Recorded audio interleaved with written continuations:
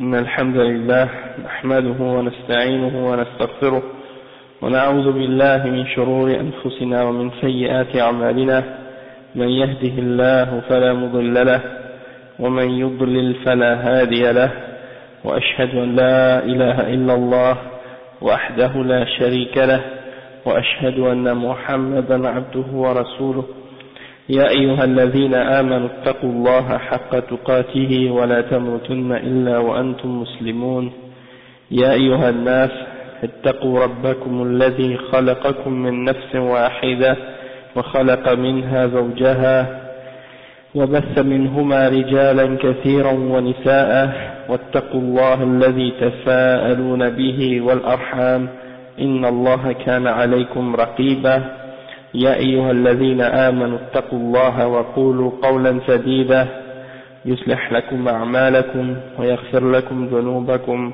ومن يطع الله ورسوله فقد فاز فوزا عظيما وإن خير الكلام كلام الله وخير الهدي هدي محمد صلى الله عليه وسلم وإن شر الأمور محدثاتها وكل محدثة بدعة وكل بدعة ضلالة وكل ضلالة في النار. أما بعد. Donc aujourd'hui c'est le cours numéro 8 dans les cours qu'on a commencé sur le mariage, puis les règles du mariage.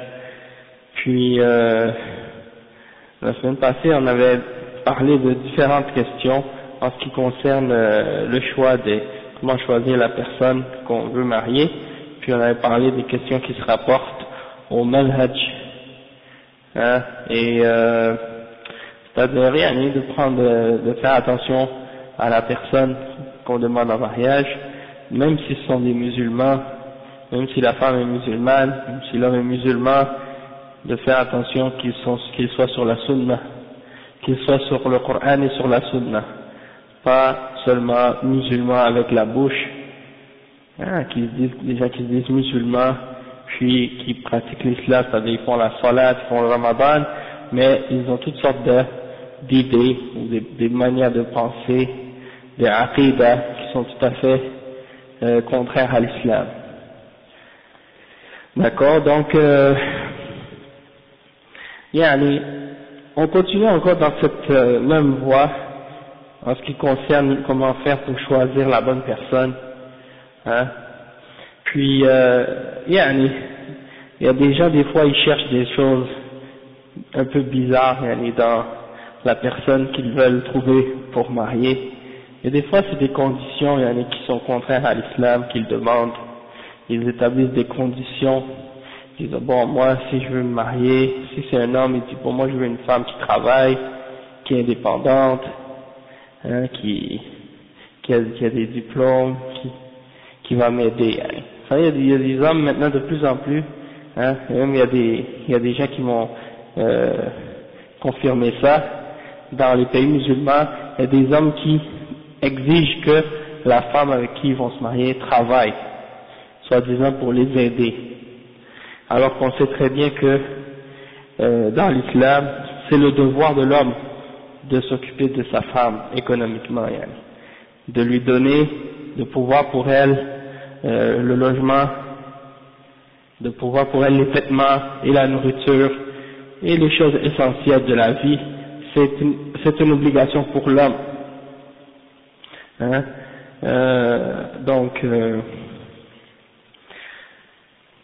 وعلى المولود له رزقهن وكسوتهن بالمعروف.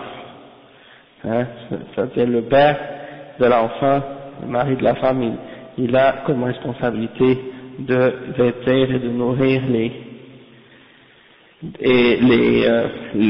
leurs épouses. Et Allah subhanahu wa ta'ala, il dit askinuhunna min haythu sakantum min wujdikum. Donc ça veut dire que là où vous demeurez, elles doivent demeurer vos femmes avec vous, elles sont dans vos demeures, et c'est à vous la responsabilité de payer le logement. C'est pas à la femme de partager cette charge économique avec son mari ou à aider son mari. Bien entendu, si elle a les moyens, si elle est riche, si c'est une femme qui est riche, son mari est pauvre, elle n'est pas obligée de donner un sou à son mari pour l'aider dans l'islam. C'est vrai. Elle n'est pas obligée de donner un sou à son mari pour l'aider. Mais si elle l'aide de son propre gré, c'est une sadaqa qu'elle fait. Et son mari, même quand il donne qu'est-ce qui est wajib, qu'est-ce qui est obligatoire pour lui de donner à sa femme, eh ben, c'est aussi considéré comme une sadaqa. Il a des récompenses auprès d'Allah subhanahu wa ta'ala quand il fait ça. Chaque bouchée qu'il met dans la bouche de sa femme et de ses enfants, eh ben, c'est une sadaqa pour lui. D'accord? Donc, il n'y a rien qui est perdu. Il n'y a rien qui est gaspillé dans qu'est-ce qu'il dépense de ses biens. Et donc, il ne doit pas faire preuve d'avarice, et rester trop proche de son argent à compter chaque sou. Mais il doit être généreux, Inch'Allah, envers sa femme. Donc, ça c'est un point important aussi, parce que ça c'est la mentalité occidentale. On ne peut pas imaginer jusqu'à quel point le mode de vie occidental et la mentalité des occidentaux a affecté le mode de vie des musulmans d'aujourd'hui. Et ça, c'est pas quelque chose de positif du tout. C'est quelque chose de totalement négatif. Parce que l'islam, c'est une grande civilisation, c'est une religion qui est à la base de grandes choses, de grandes civilisations, et qui a une longue histoire, qui peut se passer des autres. C'est-à-dire, elle est assez riche en elle-même pour être capable d'établir ses propres règles, et il y a dedans tout ce qui est nécessaire pour bâtir une civilisation puis une société qui est modèle. Mais malheureusement, quand on ne prend pas en considération les principes et qu'on les applique pas, mais ça retourne contre nous. Ok, donc ça c'est un point important.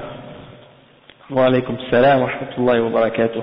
Maintenant, comment on fait pour trouver cette femme ou cet homme, la femme, comment elle va faire pour trouver cet homme musulman idéal dont on parle dans les hadiths, qui a din et qui a le khuluq?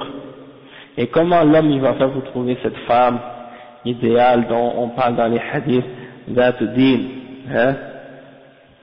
Eh ben, est-ce qu'on va à la recherche de cette femme dans la rue en parcourant les rues comme ça, on essaie de la trouver, à l'école, dans les écoles, dans les lieux de travail, ou bien allez paresseux, lève-toi, subhanallah. Non, c'est pas bien ça. Non. Il est fatigué. Si tu veux dormir, tu peux aller dormir. Taïb. Non. Donc, ou bien la femme, elle, qu'est-ce qu'elle fait? Parce qu'il y a des femmes comme ça aujourd'hui. J'ai déjà entendu des histoires comme ça. Quand il y a des femmes musulmanes, c'est comme ça l'idée que, ah non, moi, c'est moi-même qui dois chercher l'homme que je veux marier. C'est pas quelqu'un qui va venir frapper à la porte, demander à mon père, est-ce que je peux épouser votre fille?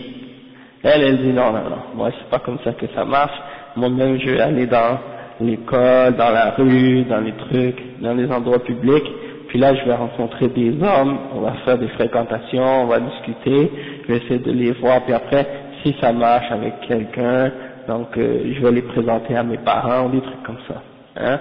Il y en a qui passent par d'autres méthodes, soit par des sites de rencontres, des sites internet, ou toutes sortes de trucs comme ça.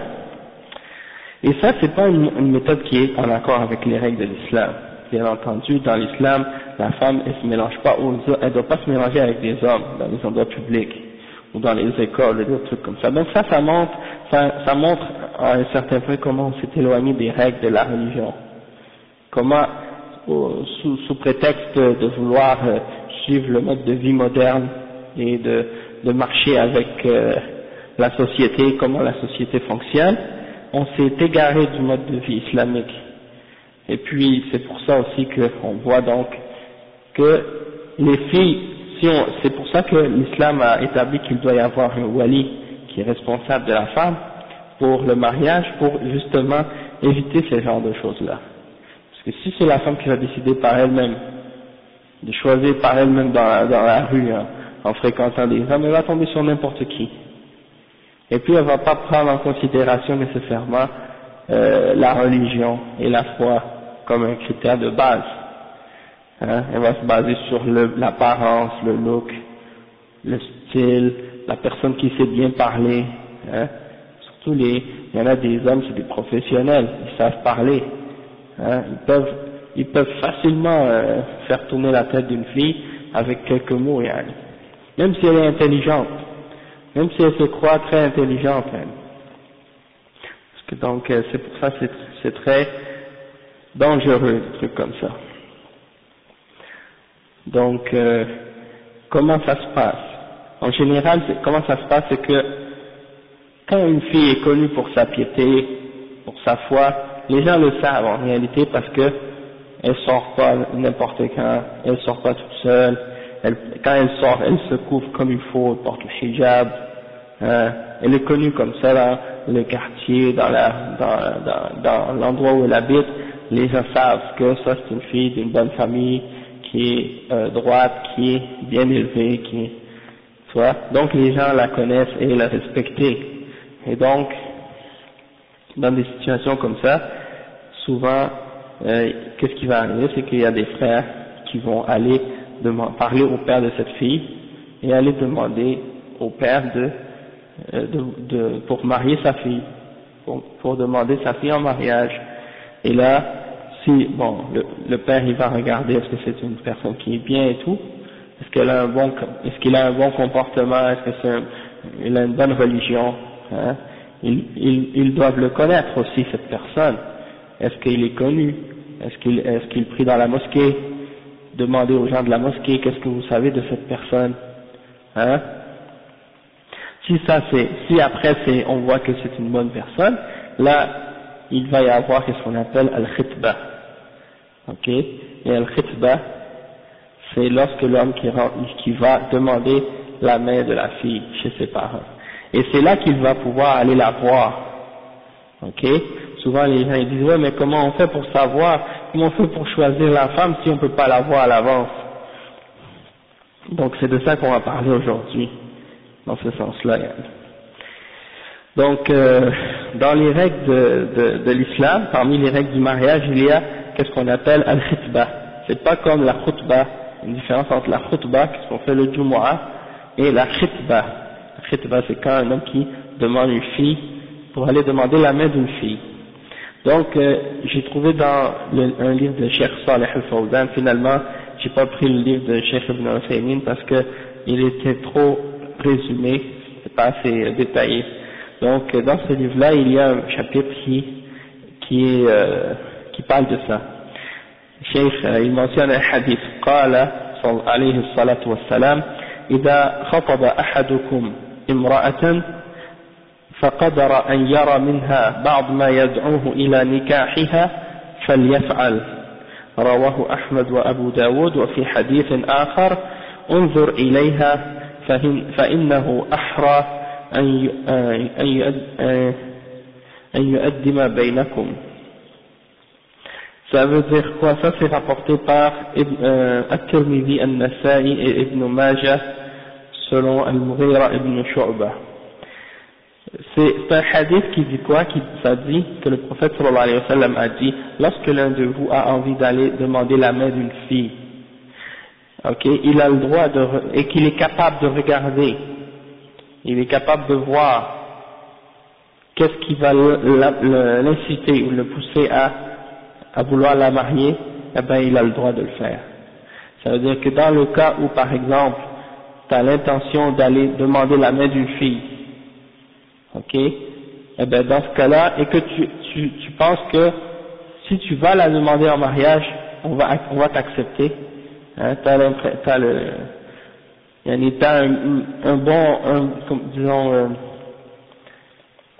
l'impression que tu penses vraiment que si tu vas leur demander, ils vont pas te dire non. Dans ce cas-là, tu as le droit de regarder de cette fille ce qui va t'inciter à vouloir la demander en mariage. Et si tu fais ça, dans ce cas-là, c'est pas un péché de la regarder comme ça. D'accord? Donc, et le prophète sallallahu alayhi wa sallam avait même dit à un sahabi de regarder, d'aller regarder, ou d'aller voir la fille qu'il avait demandé en mariage. Ok, il a dit à un sahabi, idhab fanzur ilayha. Il va vas-y la regarder avant, parce que tu sais pas si elle va te plaire ou non. Donc va la voir, va la regarder. Et ça va faire en sorte que ça va faire fonctionner plus facilement le mariage par la suite si vous vous êtes vus et vous êtes plus l'un l'autre mutuellement. Et dans ce cas-là, ça fonctionne.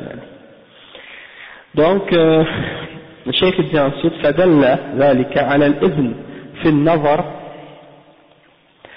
إلى ما يظهر من المخطوبة غالبا وأن يكون ذلك من غير علمها ومن غير خلوة بها. Donc ça prouve que on a la permission de regarder à la femme qu'on a envie de demander en mariage. On a le droit de regarder ce qui apparaît en général. D'accord? Et ça c'est à condition qu'elle ne sache pas que tu la regardes. Il ne faut pas qu'elle sache que tu la regardes. Et il ne faut pas que ce soit dans un endroit où tu vas être seul avec elle. C'est-à-dire, tu ne dois pas être seul avec elle. Et les fuqaha, le cheikh dit, قال الفقهاء ويباح لمن أراد خطبة امرأة وغلب على ظنه إجابته ونظر إلى ما يظهر غالبا بلا خلوة إن أمن من الفتنة. انتهى كلامه. Donc les fuqaha ils ont dit que c'est permis de regarder à la fille que tu veux demander en mariage et que tu penses qu'ils vont t'accepter, ils vont t'accepter, donc tu regardes à ce qui est possible de regarder en général de la fille, sans que ce soit khalwa, sans que tu sois isolé toute seule avec elle et que tu crains pas la fitna. Et il y a justement un hadith rapporté par Abu Daoud selon Jabir, ça dit كنت أتخبأ لها حتى رأيت منها بعض ما دعاني إلى نكاحها. Il dit je me cachais, ça c'est un sahabi, il dit, c'est Jabir, il dit je me cachais pour la regarder de loin en cachette jusqu'à ce que je vois d'elle ce qui m'incite à vouloir la marier. D'accord? Donc, dans cette intention-là, c'est pas un péché si quelqu'un regarde une fille dans le but de voir d'elle ce qui va l'inciter à vouloir la marier. Ah ben, mais en tout cas, ça c'est... Ici, le problème ici, par exemple, c'est que souvent, si les filles sont pas voilées, même si tu te caches pas, tu vois déjà parce que il n'y a rien qui est caché, c'est un extrême. Hein? Puis dans d'autres pays, c'est le contraire. On voit rien, même si on se cache, on va pas voir parce que les filles sont couvertes comme il faut. D'accord? Mais donc, c'est parce qu'à l'époque, par exemple, il y avait des femmes, par exemple, elles sortaient peut-être pour aller faire quelques travail ou faire quelques trucs. Et eux, ils se cachaient, les sahaba, pour l'observer d'une certaine distance. Mais bon, aujourd'hui, les maisons et les trucs, comment c'est fait, c'est peut-être pas toujours possible, mais dans la limite du possible. Et si c'est pas possible toi-même de la regarder, de la voir, comme les chouyours ont dit, c'est possible d'envoyer quelqu'un. C'est ça que le cheikh dit. فدل ذلك على أنه لا يخلو بها ولا تكون هي عالمة بذلك وأنه لا ينظر منها إلا ما جرت العادة بظهوره من جسمها وأن هذه الرخصة تختص بمن غلب على ظنه إجابته إلى تزوجها فإن لم يتيسر له النظر إليه بعث إليها امرأة ثقة تتأملها ثم تصفها له لما روي أن النبي صلى الله عليه وسلم بعث سليم تنظر إلى امرأة رواه أحمد. Donc le cheikh dit donc ça prouve que tu peux la regarder tant qu'il n'y a pas de khalwa et qu'elle n'est pas au courant, et tu regardes qu'est-ce qui est habituellement possible de voir de son corps, et cette permission-là, c'est uniquement si tu crois qu'on va t'accepter comme prétendant. Et si tu ne peux pas la voir, tu peux envoyer une femme qui va aller la voir pour l'observer comme il faut, puis te la décrire par la suite. Dans ce cas-là, c'est possible. D'accord? Et le prophète sallallahu alayhi wa sallam, le cheikh il dit que le prophète sallallahu alayhi wa sallam, il avait envoyé une femme, Sulaym, pour aller voir une femme pour lui justement, dans un cas comme ça. Et donc ça aussi c'est une possibilité. Si une femme de ta famille, soit ta mère ou une autre, elle connaît les femmes et tout, donc elle va aller le voir puis elle va te dire oui celle-là, voici, elle est comme ça, hein, puis elle va la décrire.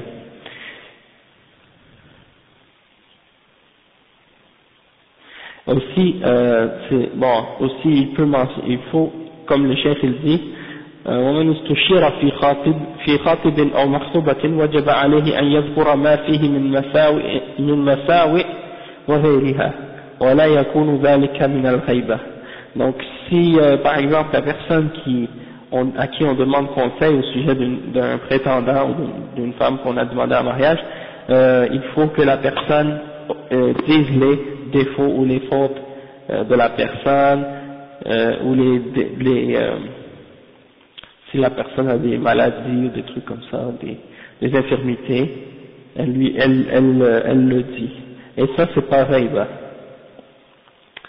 D'accord? Il y a un point à ce sujet-là. Donc c'est comme si aussi quand la personne elle s'en va pour demander la main de la fille par la suite, lorsqu'il a trouvé ce qui l'incite à la demander en mariage, là il va aller pour demander sa main. Hein? Et c'est à ce moment-là, il peut la demander de voir la fille. Ben, ça peut être des maladies, ça peut être des infirmités, s'il est au courant, oui, il doit le dire. Ouais.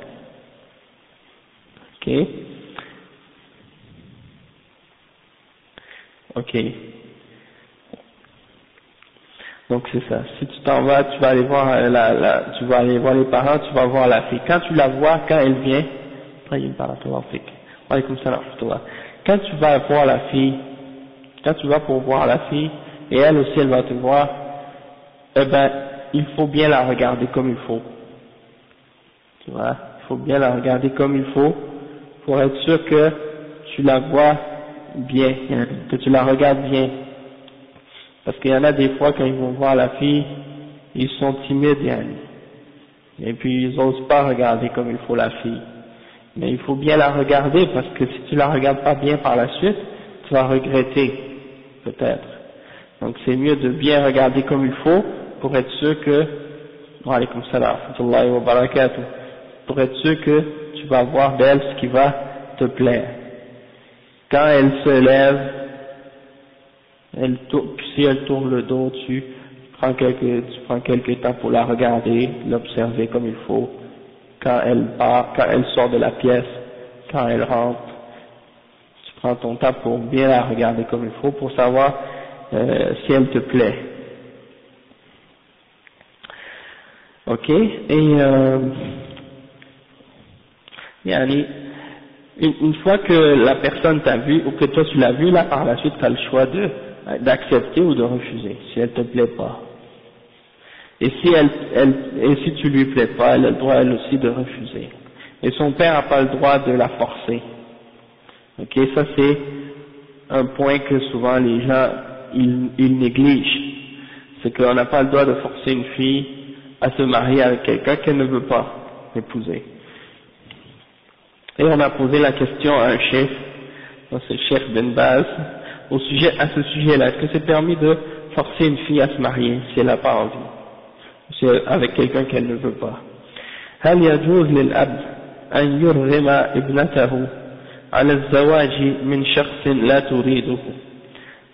الجواب: ليس للأب ولا غير الأب أن يرغم موليته على الزواج ممن لا تريده، بل لا بد من إذنها لقول الرسول صلى الله عليه وسلم لا تنكح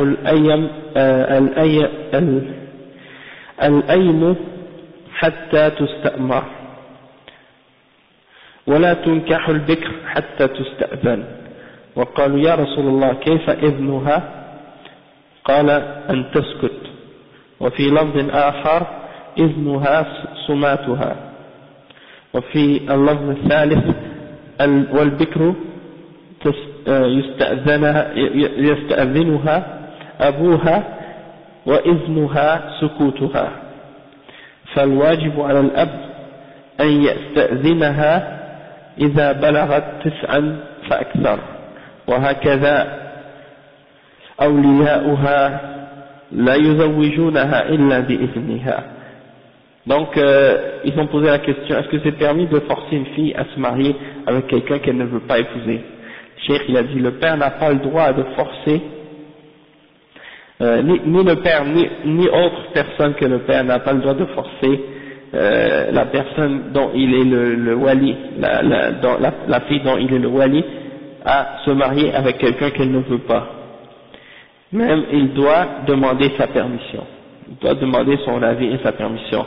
Le prophète sallallahu alayhi wa sallam a dit on ne peut pas épouser une fille vierge, non, la fille qui est divorcée, la femme qui est divorcée, on doit lui demander son avis, et la femme qui est vierge, on ne peut pas la forcer à se marier sauf si elle est d'accord, et on doit demander son opinion, sa permission.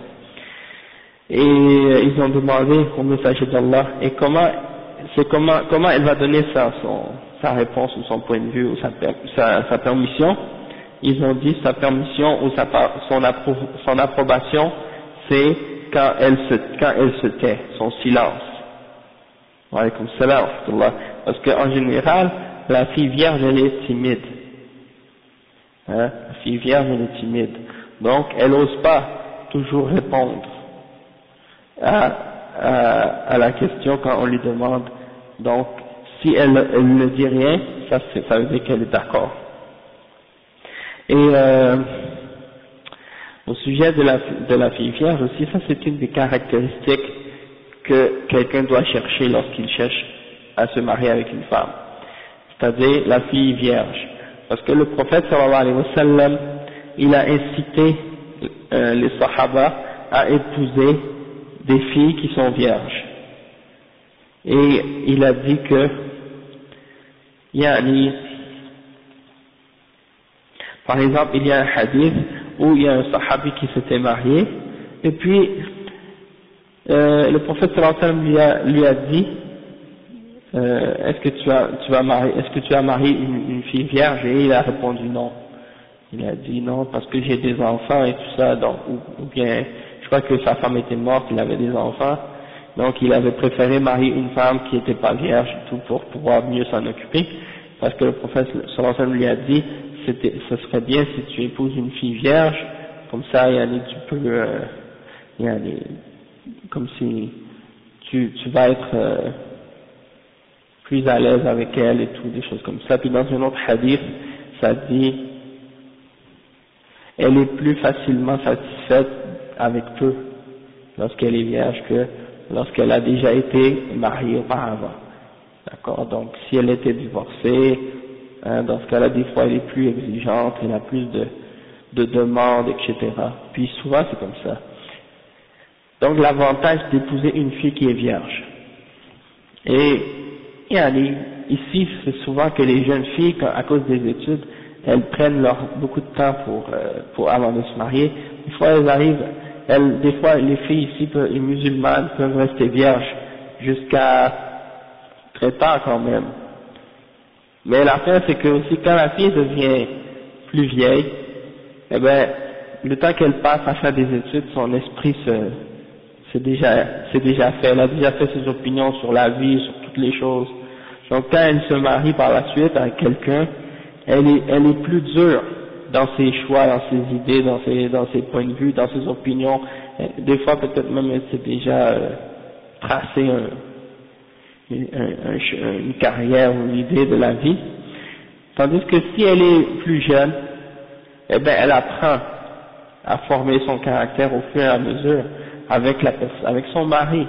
Et donc, ils vont s'adapter l'un à l'autre avec le temps. Tandis que si elle est déjà arrivée à maturité dans ses idées, puis dans ses pensées, puis dans sa compréhension de la vie, ben là, souvent c'est plus difficile par la suite de la faire revenir sur une de ses idées ou sur une de ses positions après qu'elle soit déjà plus vieille.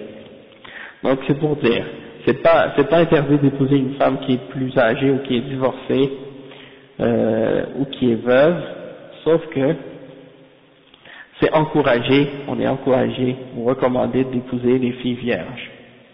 D'accord? Donc, comme je disais, la fille vierge, on ne peut pas la forcer à se marier sans son approbation. Donc, il faut demander ça. Oui, donc le père est obligé de demander la permission à la fille si elle est plus vieille que 9 ans.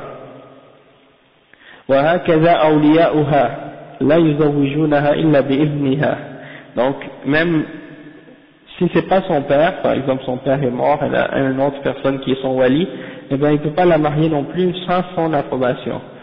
Et ça c'est obligatoire pour tous. ومن زوج بغير إذن فالنكاح غير صحيح. Si il a donné la fille en mariage à quelqu'un sans son approbation, alors le mariage est non valable. Le mariage n'est pas valable. لأن من شرط النكاح الرضا من الزوجين. Donc une condition pour que le mariage soit valable, c'est que les deux époux soient d'accord et satisfaits. فإذا زوجها بغير رضاها وقهرها بالوعيد الشديد أو بالضرب فالزواج غير صحيح. Donc si il l'a donné en mariage sans son approbation, en la forçant ou en la menaçant d'une façon dure ou en la frappant, le mariage n'est pas valable. Hein? إلا الأب فيما دون التسع, sauf le père si la fille a moins que 9 ans. Parce que le père il peut marier sa fille si elle a moins que 9 ans, même si elle n'est pas d'accord. Mais ça c'est si elle a moins que 9 ans seulement. Si elle a moins que 9 ans, parce que 9 ans d'habitude c'est à l'âge où, le minimum de l'âge où la fille peut avoir ses règles. Ok, donc avant cet âge-là, il peut la forcer à se marier avec quelqu'un, mais après ça non. ولو زوجها وهي صغيرة أقل من التسع فلا حرج على الصحيح لأن الرسول صلى الله عليه وسلم تزوج عائشة بغير إذنها وهي دون 9 كما جاء في الحديث الصحيح. أما إذا بلغت 9 فأكثر فلا يزوجها إلا بإذنها ولو أنه أبوها. نعم. Donc la preuve de ça, le cheikh il dit si elle a moins que 10 ans, il n'y a pas de problème. Si elle a moins que 10 ans, c'est correct, il peut la forcer ou lui imposer de se marier sans sa permission, sans qu'elle soit d'accord. Comme le prophète sallam a épousé Aïcha avant qu'elle soit 9 ans. C'est-à-dire il l'a épousée, elle avait 6 ans, puis c'est à 9 ans qu'elle est venue habiter avec lui. Donc, dans ce cas-là, c'est permis. Mais si elle a plus que 10 ans, c'est pas permis. Sauf avec sa permission. C'est-à-dire, elle doit être d'accord. Même si c'est son père qui veut la forcer, il n'a pas le droit de la forcer. وعلى الزوج إذا عرف أنها لا تريد أن لا يقدم على ذلك ولو تساهل معه الأب. Donc il dit que le mari, s'il sait que la fille ne veut pas de lui, eh bien il doit ne pas se présenter ou ne pas insister. S'il sait que la fille ne veut pas se marier avec lui, il doit se reculer. C'est-à-dire pas insister, même si le père est correct avec lui, même si le père est d'accord, même si le père il la pousse à se marier avec lui, où il le pousse à se marier avec elle, il ne doit pas avancer s'il sait que la fille n'est pas d'accord. فالواجب عليه أن يتقي الله وأن لا يقدم على امرأة لا تريده. Il ne doit pas non plus s'imposer et s'avancer pour marier une femme qui ne veut pas de lui. ولو زعم أبوها أنه لم يجبرها, même si son père s'imagine qu'il ne l'a pas forcé. فالواجب عليه أن يحذر ما حرم الله عليه. Donc il doit faire attention de ce que Allah subhanahu wa ta'ala lui a interdit. لأن الرسول صلى الله عليه وسلم أمر بالاستئذان ونوصي المخطوبة بتقوى الله والموافقة إذا رأى والدها أن يزوجها إذا كان الخاطب طيبا في دينه وفي أخلاقه ولو كان المزوج غير الأب لما في النكاح من الخير الكثير والمصالح الكثيرة لأن العزوبة فيها خطر فالذي نوصي به جميع الفتيات بالموافقة متى جاء الكفر وعدم الاعتذار بالدراسة أو بالتدريس أو بغير ذلك. Le cheikh il dit que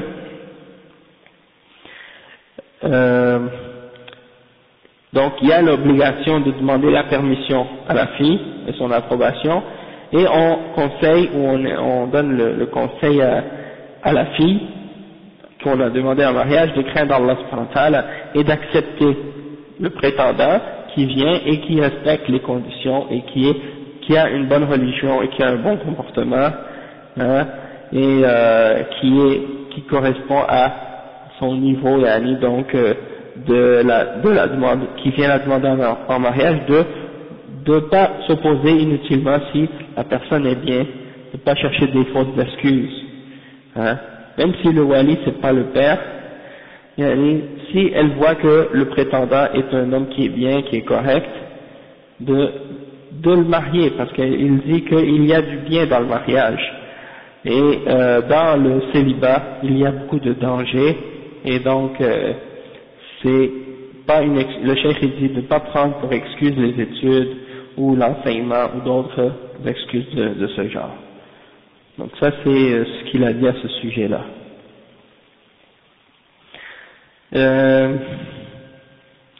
Une fois que la personne a fait la khitba maintenant, il y a une chose aussi, c'est qu'il y a des cas où on n'a pas le droit de demander une femme en mariage, mais ça on va revenir à ça, mais c'est juste pour dire un point là-dessus, c'est que on n'a pas le droit de demander une fille en mariage si, par exemple, une femme, son mari est mort, et elle est dans la idda, t'as pas le droit de la demander en mariage durant cette période.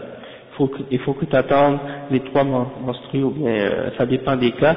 La idda, des fois, ça peut être différent d'une femme à l'autre selon la situation. Donc, durant la idda, on n'a pas le droit de dire directement à une femme que tu veux la marier. Mais tu as le droit de dire, par exemple, je cherche une femme comme toi, ou quelque chose comme ça, mais pas de dire directement, je veux te marier, ou je veux te demander un mariage.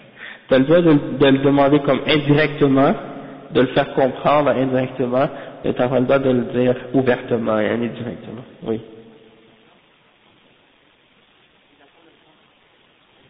Oui, il peut se marier tout de suite. L'homme, il n'y a pas d'idda, c'est la femme seulement qui a une idda.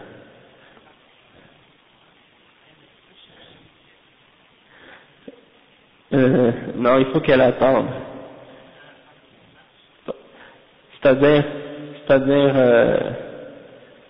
ben on va arriver quand on va arriver à ce point-là, je vais en parler, Inch'Allah.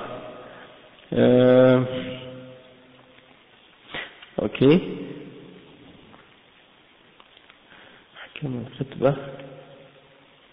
Ok. Une fois que quelqu'un a demandé une fille en mariage, il est venu, et puis on lui a répondu. C'est pas permis maintenant pour une autre personne de venir, une autre personne qui sait qu'on t'a répondu, d'aller puis de dire je veux demander la fille en mariage, d'accord? Le cheikh dit وتحرم أو تحرم وتحرم خطبته على خطبة أخيه المسلم. فمن خطب امرأة وأجيب إلى ذلك حرم على غيره خطبتها حتى يأذن بذلك أو يرد، لقوله صلى الله عليه وسلم: لا يخطب الرجل على خطبة أخيه حتى ينكح أو يترك. رواه البخاري والنسائي. وروى مسلم: لا يحل للمسلم أن يخطب على خطبة أخيه حتى يذر. Et il y a différentes narrations de ça. Donc c'est pas permis pour un musulman de demander la main d'une fille que quelqu'un d'autre a déjà demandé en mariage et à qui on a déjà répondu. C'est-à-dire, c'est pas juste dire à quelqu'un a demandé la fille en mariage, je peux pas la demander en mariage. C'est la fille que quelqu'un a demandé en mariage et qu'on lui a répondu déjà. On l'a accepté. Dans ce cas-là, toi t'as pas le droit de venir.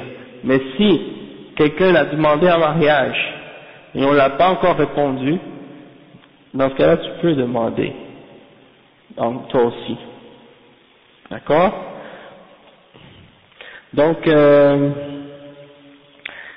parce que ça crée des problèmes, ça crée de la discorde et de la haine entre des frères, entre des musulmans. Quelqu'un qui a demandé une fille en mariage, on lui a répondu, on est d'accord pour qu'il épouse la fille, ils se sont mis d'accord sur le mahar, toi t'arrives, puis tu dis, bon, si vous me la donnez à moi je vais vous donner plus de mahar qu'est-ce qu'il vous a offert, pour compétitionner avec ton frère. Donc ça c'est sûr que par la suite, ça va créer une discorde entre toi et ce frère, puis ça va être presque impossible de concilier par la suite, de réconcilier ces deux personnes-là par la suite. Même s'ils se sont réconciliés, ça risque de rester toujours dans leur cœur, puis de faire des problèmes à la longue. Donc, de ne pas se présenter dans des cas comme ça. De même que dans le même hadith, il y a la mention de si quelqu'un a vendu quelque chose à quelqu'un, tu n'as pas le droit de venir toi puis d'offrir un autre prix pour essayer ouais, c'est ça. ولا يبيع المسلم على بيع أخيه. Le musulman ne doit pas vendre quelque chose à quelqu'un puis après il la vend à quelqu'un d'autre, ou bien quelqu'un qui sait que quelqu'un a acheté quelque chose de quelqu'un, toi tu viens pour offrir un prix meilleur pour avoir la marchandise. Non, c'est pas nécessairement exact, c'est pas comme l'enchère, mais ça ressemble un peu à ça. Mais c'est que l'enchère, c'est que c'est pas vendu encore, c'est ça la différence. Oui, c'est ça. Puis il y a d'autres différences aussi, bon. Puis qu'est-ce qu'il dit ensuite? هذه الأحاديث وما في معناها على تحريم الخطبة أو خطبة المسلم على خطبة أخيه لما في ذلك من الإفساد على الخاطب الأول وإيقاع العداوة بين الناس. Bon, exactement. Ça crée des problèmes, ça crée des divisions entre les frères. فبعض الناس لا يبالي بذلك ويقدم على خطبة المرأة وهو أعلم أنه سبوق إلى خطبتها وأنه قد حصلت الإجابة، فيتعدى على حق أخيه ويفسد على ما تم من خطبته، فهذا محرم شديد التحريم. وحرى بمن أقدم على خطبة المرأة وهو مسبوق إليها مع إثمه الشديد. Donc il faut faire attention à ces affaires-là. Wa alaykum salam jihad.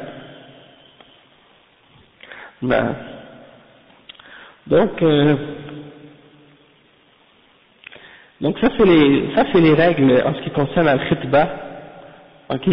Puis c'est dommage qu'aujourd'hui les musulmans ils respectent plus ça.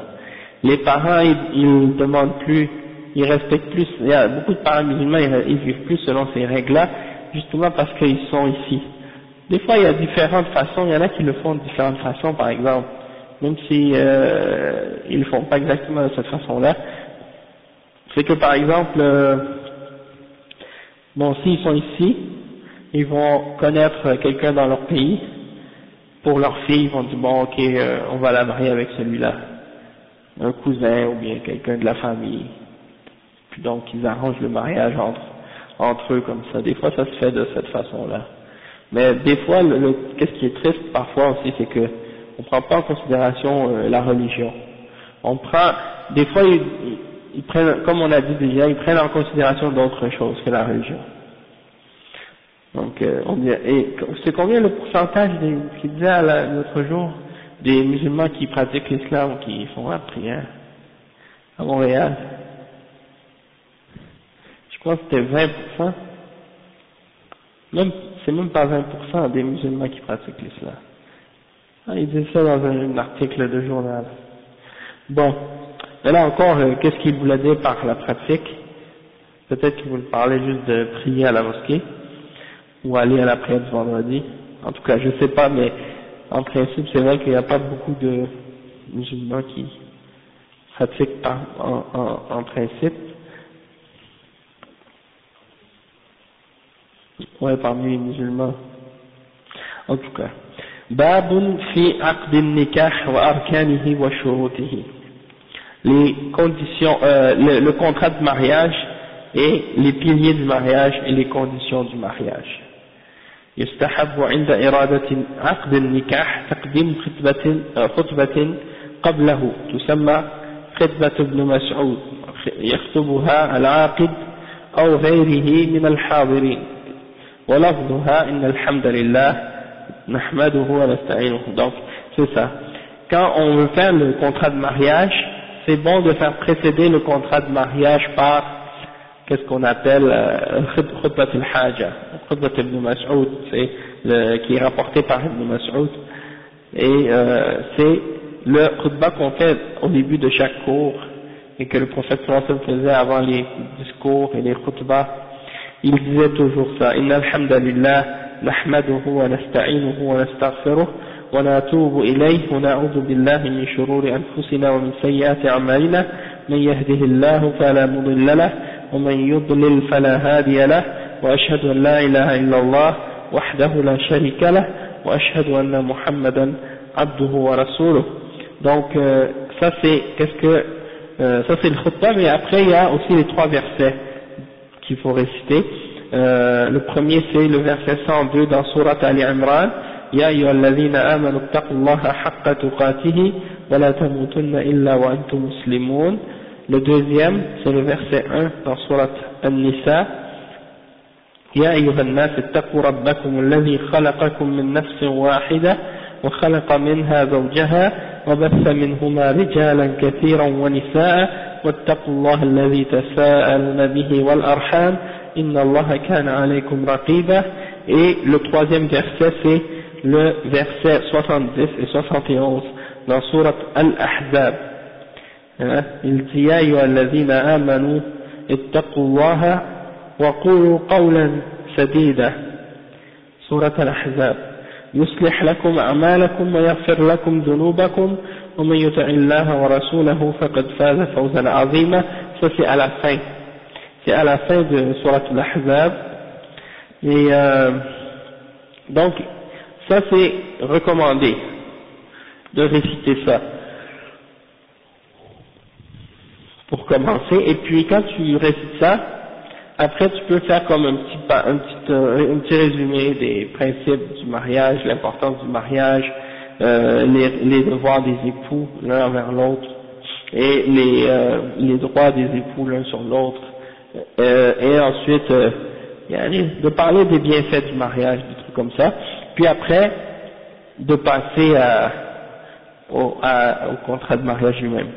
شيخ يقول: أما أركان النكاح أو أركان عقد النكاح فهي ثلاثة. الركن الأول وجود الزوجين الخاليين من الموانع التي تمنع صحة النكاح، بأن لا تكون المرأة مثلا من اللواتي يحرمن على هذا الرجل بنسب أو رضاع أو عدة أو غير ذلك، ولا يكون الرجل مثلا كافرا والمرأة مسلمة وغير ذلك من الموانع الشرعية التي سنبينها إن شاء الله. Donc, premièrement, il faut respecter les trois piliers du mariage. Le premier, c'est que les deux époux soient exempts de problèmes qui empêchent, ou de défauts ou de choses qui empêchent la validité du mariage. Comme par exemple, il ne faut pas que la femme fasse partie des femmes qu'on est interdit d'épouser, soit à cause des liens de parenté, ou à cause de l'allaitement, ou à cause d'une idda, une période d'attente de divorce, ou autre. C'est-à-dire, parmi ces raisons-là, si la femme, par exemple, fait partie des femmes que tu n'as pas le droit d'épouser à cause des liens de parenté, dans ce cas-là, c'est sûr qu'on ne peut pas faire le mariage. Le deuxième exemple, l'allaitement, parce que si la femme que tu veux épouser, elle a été allaitée par la même femme que tu veux épouser, dans ce cas-là, tu n'as pas le droit de la marier. Hein? C'est ta sœur de lait. Ouais, comme ça va être ta sœur de lait. Donc tu n'as pas le droit de l'épouser. Et l'idda, si elle est dans sa idda, dans ce cas-là aussi c'est la même chose. Si l'homme par exemple c'est un kafir, ça aussi ça annule, on a parlé de ça déjà. Donc ça c'est des choses qui empêchent la validité du mariage. Le deuxième pilier, الركن الثاني حصول الإيجاب وهو اللفظ الصادر من الولي أو من يقوم مقامه بأن يقول للزوج زوجتك فلانة أو أنكحتكها. C'est-à-dire, il faut le deuxième pilier du mariage ou du contrat de mariage, c'est qu'il y ait la question de la part du wali, ou celui qui prend la place du wali. Il doit poser la question, ou bien il doit demander ou dire. En fait, c'est une question, mais qui est dit comme une affirmation. C'est-à-dire, tu dis, je te donne ma fille en mariage, ou je te donne la personne dont je suis le wali, c'est-à-dire une telle en mariage. Et la réponse, c'est le troisième pilier, c'est la réponse. حصول القبول وهو اللفظ الصادر من الزوج أو من يقوم مقامه بأن يقول قبلت هذا الزوج أو هذا التزويج. C'est-à-dire, le troisième pilier, c'est de dire oui, j'accepte. Et ça, c'est la personne qui se marie, l'homme, ou bien celui qui le représente. Il dit oui, j'accepte. D'accord? Qabilt. Non, la femme elle dit pas. Elle dit pas parce que c'est son wali qui parle pour elle. D'accord? La femme en général elle n'est pas là quand on fait le mariage. Elle n'est pas là en personne. C'est le wali et l'homme. La femme n'a pas besoin d'être là, elle. De toute façon c'est entre hommes. Et les hommes et les femmes on se mélange pas. Donc les femmes sont à une autre place et les hommes ensemble. Et le wali il dit je te donne ma fille ou je te donne cette fille en mariage, et l'homme il répond qabilt, j'accepte. Ok, ça c'est al-ijab wa al-qaboul. Et c'est ça. ومن جهة نظر من قصره على لفظ النكاح. Oui, c'est ça. Il y en a qui disent qu'il faut absolument utiliser ces termes-là. zawwajtuka et qabilt. Qabilt. Il ne faut pas utiliser d'autres que ces deux termes. Mais il y en a d'autres ulama qui ont dit oui, tu peux utiliser d'autres termes qui ont la même signification. D'accord? C'est pour ça il y en a d'autres qui ont dit est-ce que tu peux le dire dans d'autres langues et tout ça. Donc selon la position de certains, oui, tu le dis en n'importe quelle langue tant que c'est la même signification. Mais le mieux c'est de le dire en arabe, il n'y a pas de doute. et d'utiliser les mêmes formules qui sont utilisées dans la sunna, comme ça évite les doutes. Non. Ça, on va arriver à ça. Ouais, parce qu'il y en a qui veulent imiter les mariages des chrétiens, et parmi les musulmans maintenant c'est arrivé comme ça. Hein? Les femmes elles se marient avec la robe blanche, puis font les trucs, la bague et tout, comme les chrétiens. Hein? Ils s'imaginent que c'est comme ça. Donc dans l'islam ça n'existe pas ça.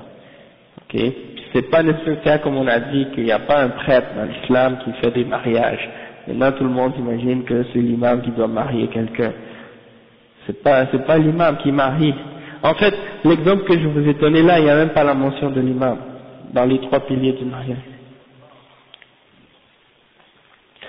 C'est le cheikh il dit يخطبها العاقد أو غيره من الحاضرين. C'est-à-dire la personne qui fait le contrat ou bien n'importe qui parmi les gens qui sont présents. Non, ben ça pas nécessairement. Ça peut être le père de la fille, ça peut être ouais, il doit y avoir 2 témoins, ouais, n'importe qui est là qui peut le faire.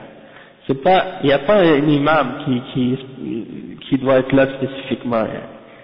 Et c'est ça, c'est pour ça.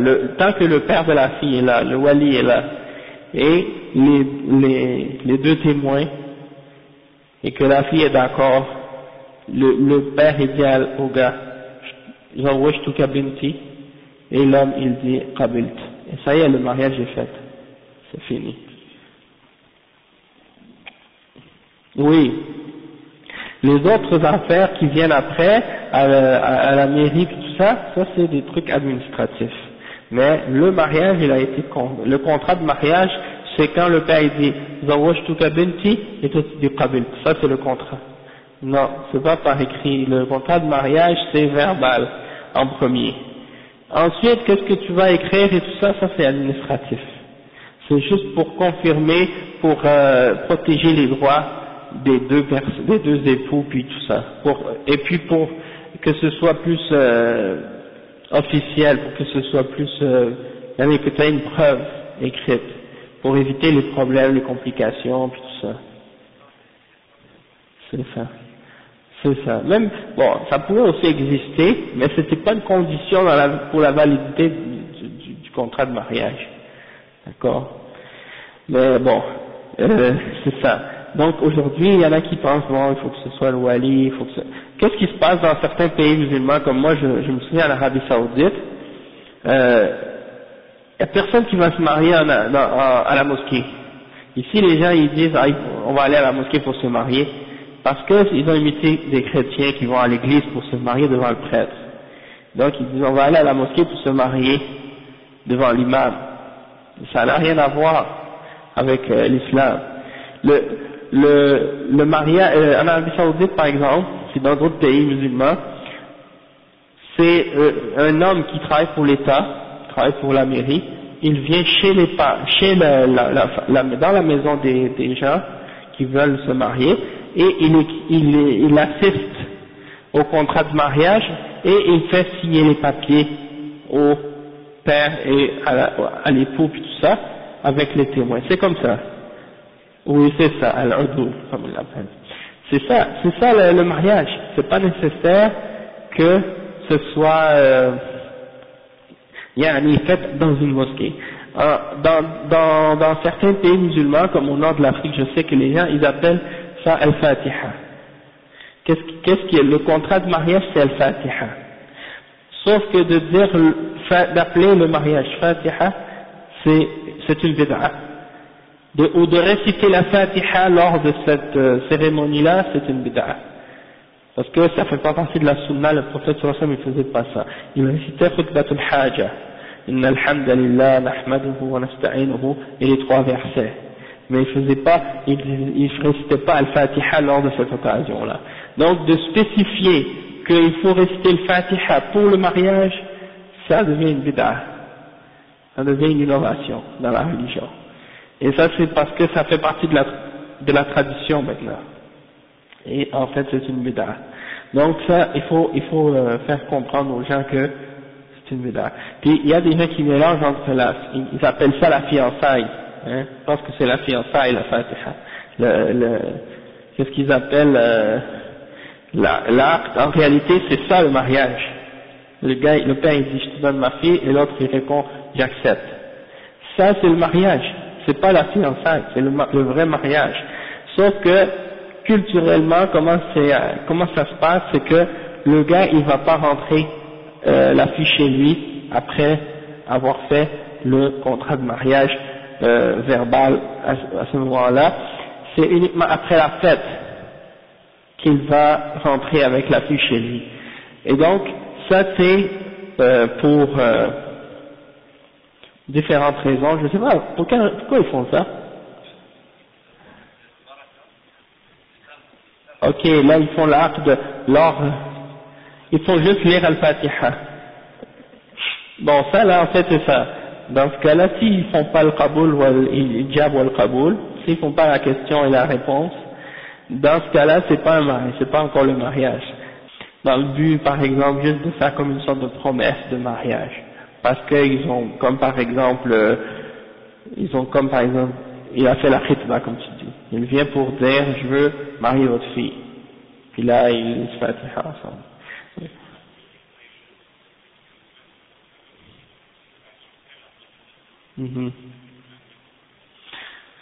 Ben, en principe oui, mais il ne devrait pas avoir de différence.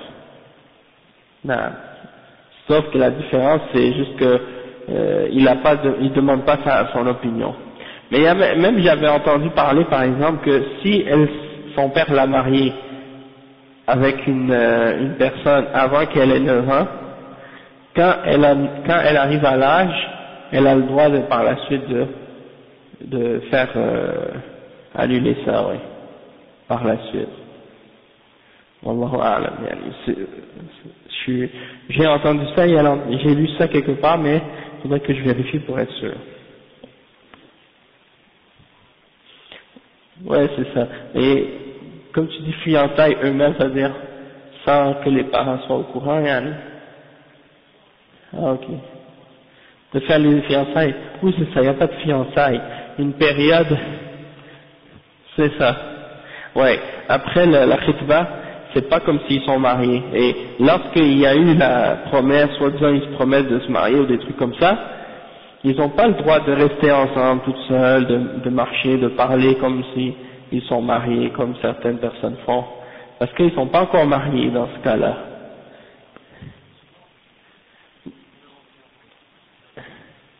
Ouais, c'est ça. Ça, c'est pas permis.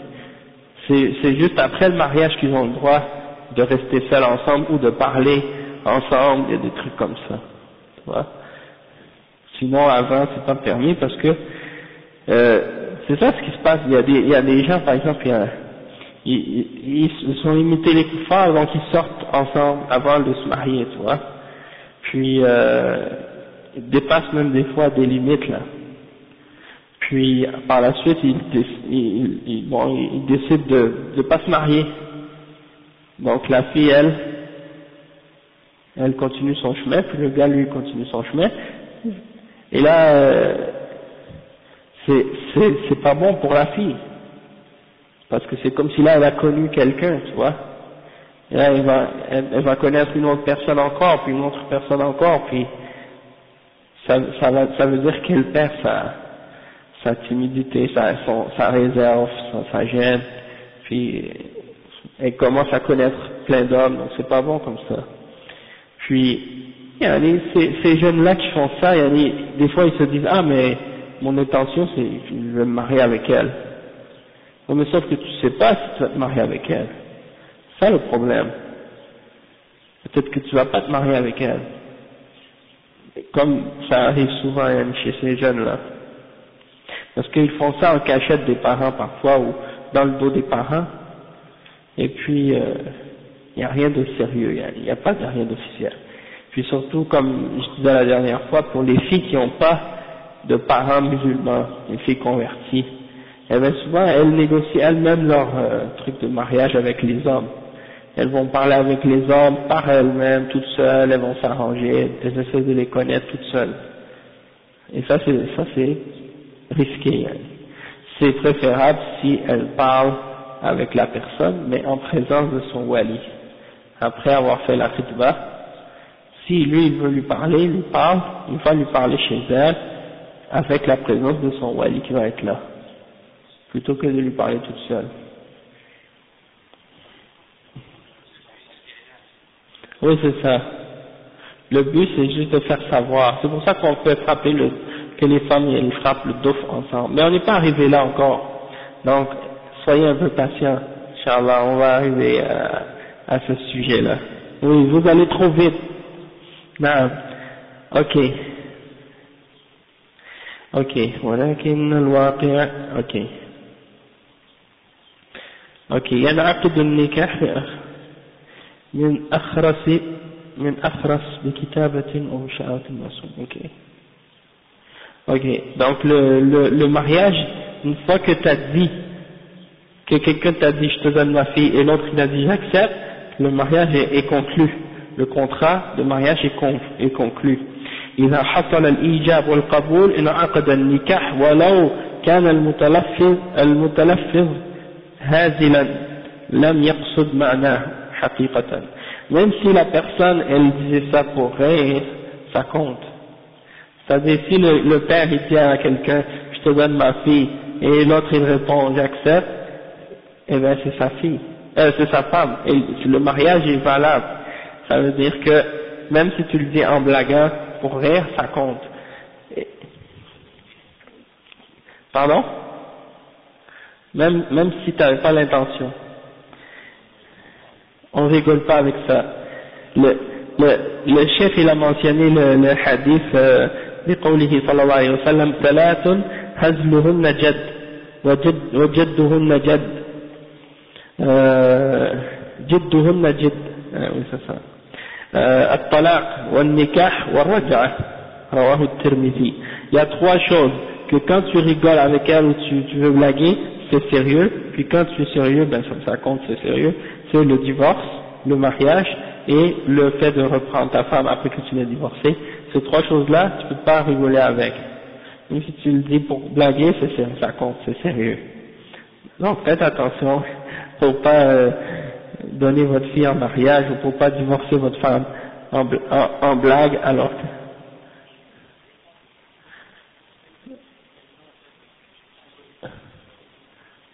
Ben, il y avait une histoire comme ça, mais celle-là c'est pas que j'avais raconté la dernière fois.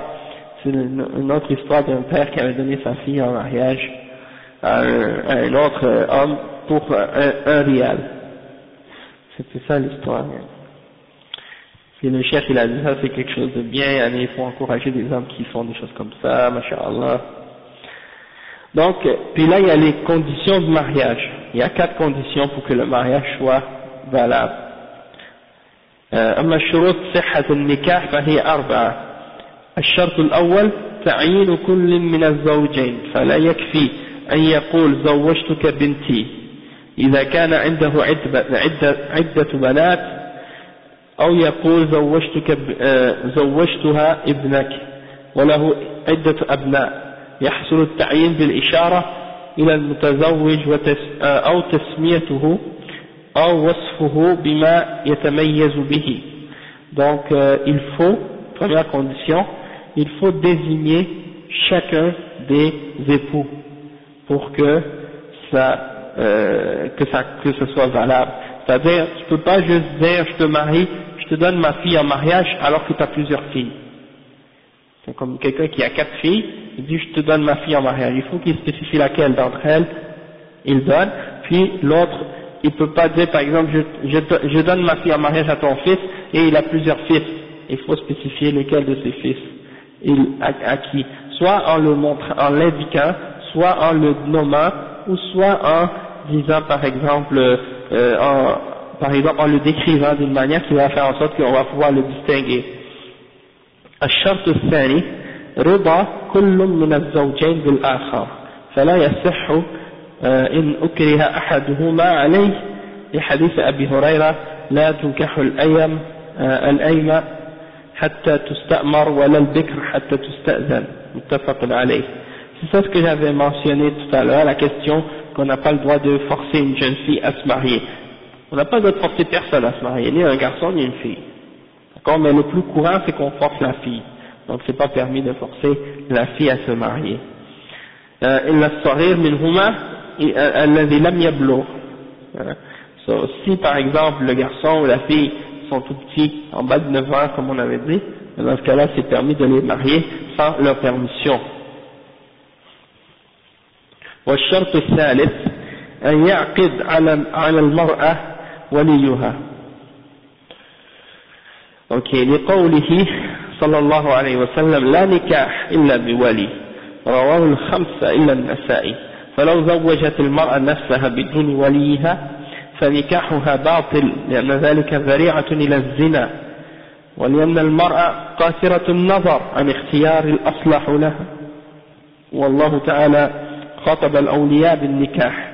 Le cheikh il dit que la troisième condition, il faut que ce soit le wali qui fasse le mariage de sa fille. C'est pas suffisant c'est-à-dire elle peut pas se marier elle-même.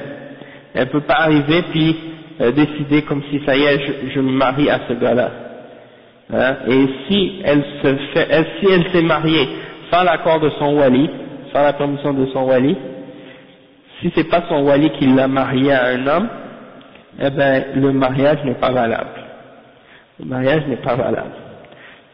Donc ça c'est quelque chose de très important. Et ça amène les gens à tomber dans beaucoup de zina, hein, parce que comme le cheikh il dit, la femme elle a des fois des problèmes c'est-à-dire elle peut pas nécessairement toujours bien voir dans la personne qui est le mieux pour elle, par elle-même. Donc c'est toujours mieux qu'il y a quelqu'un qui l'aide et qui la guide dans son choix.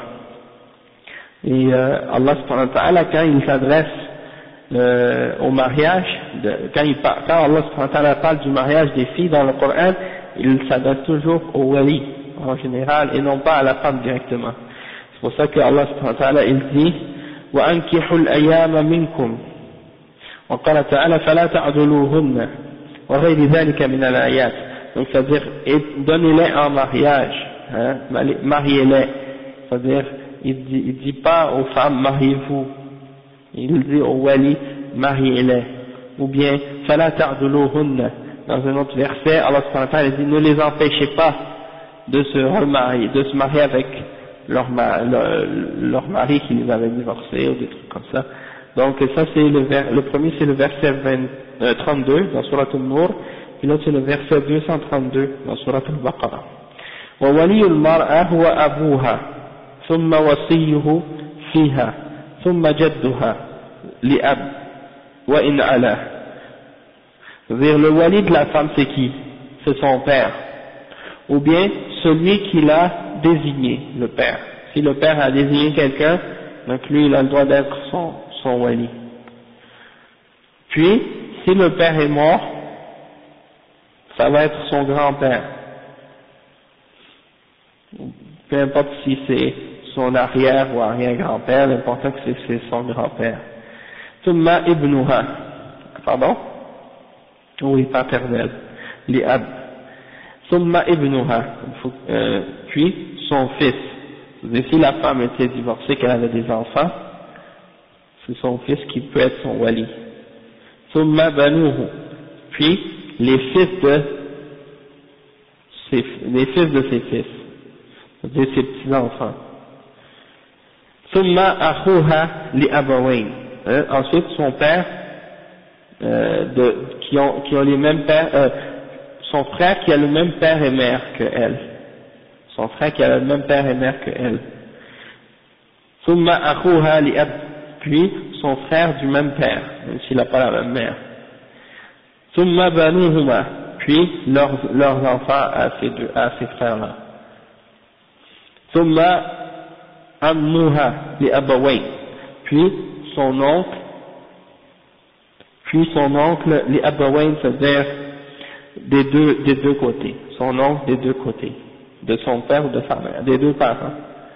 ثم عمها لأب, puis son oncle du côté de son père, ثم بنوهما, puis leurs enfants, les enfants de ses oncles, ثم أقرب عزبتها, puis les plus proches dans les hommes de sa famille qui suivent dans sa parenté. C'est comme l'héritage. Ensuite, s'il n'y a vraiment personne du tout, ce sera le dirigeant ou le juge ou celui qui est responsable qui va la marier. Comme le cas de la fille qui est convertie à l'islam, qu'elle n'a pas de wali, mais ça va être l'imam qui va être son wali, l'imam d'une mosquée, ou bien quelqu'un qui a été désigné par les musulmans d'une certaine communauté comme étant responsable pour marier pour être le wali des filles converties, par exemple. Elle peut pas c'est-à-dire, ça peut pas être n'importe qui, là. Elle peut pas dire comme, je veux que tu sois mon wali, puis n'importe qui. Il faut que ce soit quelqu'un de reconnu, qui est connu dans la communauté, quelqu'un qui est respecté, qui a un certain statut là, même si c'est pas un statut officiel, mais qui a un statut chez les musulmans, les gens le connaissent pour son caractère, pour ça. Sinon, elle va choisir n'importe qui. Tu comprends? Puis ça peut être n'importe qui est même pas mustaqim, il n'est pas sur le droit chemin, puis il va la laisser se marier à n'importe qui. Donc il faut que ce soit quelqu'un qui est connu pour son bon comportement, sa religion, puis que les gens lui font confiance et le respectent dans la communauté. Wallahu a'lam. Et après le chef dit والشرط الرابع الشهادة على عقد النكاح. على عقد النكاح لحديث جابر مرفوعا لا نكاح إلا بولي وشاهدي عدل فلا يصح إلا بشاهدين عدلين. Donc la quatrième condition, c'est que le mariage doit être fait avec la présence de 2 témoins pour que le mariage soit valable. Sinon, ça compte pas. Et il y a un hadith qui dit, il n'y a pas de mariage excepté avec le wali et 2 témoins. وقال الترمذي العمل على هذا عند أهل العلم من أصحاب النبي صلى الله عليه وسلم ومن بعدهم من التابعين وغيرهم قالوا لا نكاح إلا بشهود ولم يختلف في ذلك من مضى منهم إلا قوما من المتأخرين من أهل العلم. Donc l'imam al-Tirmidhi il a dit, ça c'est connu depuis l'époque des savants au temps du prophète sallallahu alayhi wa sallam et des tabi'in et ceux qui sont venus par la suite. Ils ont tous dit qu'il n'y a pas de mariage sans témoin. Et personne n'a divergé là-dessus, excepté des gens qui sont venus dans une époque très tardive, et par la suite, qui ont divergé là-dessus, mais à la base il n'y a pas de différence d'opinion à ce sujet-là. Donc on va s'arrêter là pour aujourd'hui, puis on va parler, on va continuer ça la semaine prochaine, Inch'Allah. Ouais. De haram. Non, mais si dans des situations comme ça, si c'est pour demander la fille en mariage, c'est correct.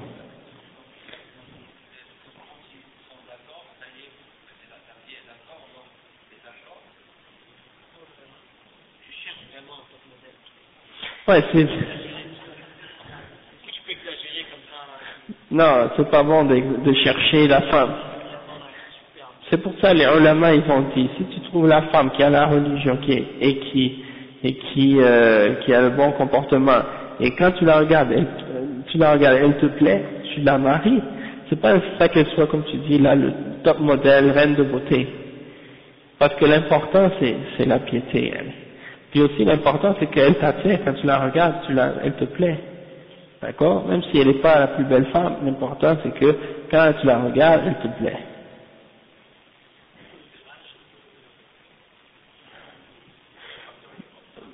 Non.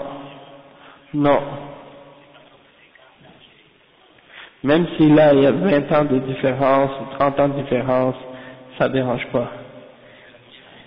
Même si la femme est plus vieille ou l'homme est plus vieux, ça dérange pas.